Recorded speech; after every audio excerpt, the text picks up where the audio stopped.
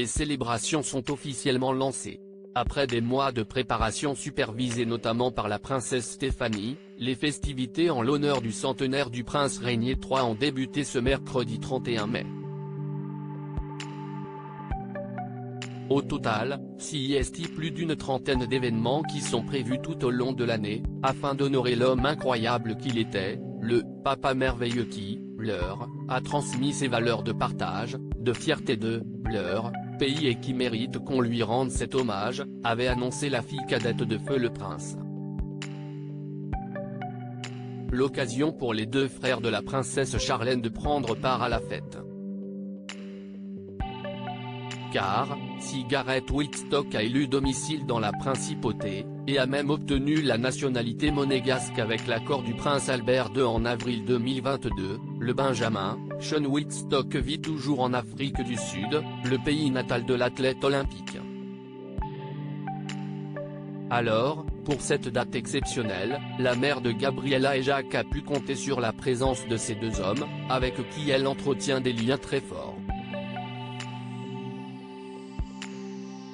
Lors de cette journée dédiée au 100e anniversaire du père de Caroline, Albert et Stéphanie, l'ensemble de la famille princière ainsi que de nombreux invités se sont donné rendez-vous sur le rocher, autour d'un pique-nique, d'un gâteau puis d'une fête.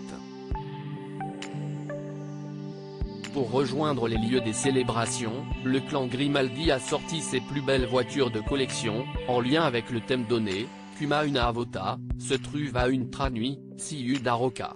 Se retrouver sur le rocher, comme au bon vieux temps.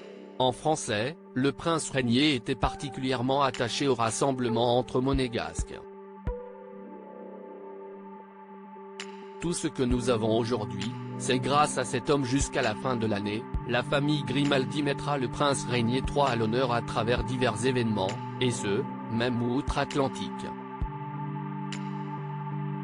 Entre autres, le 19 juin prochain, un concert sera organisé par l'Orchestre des Carabiniers au siège des Nations Unies de New York.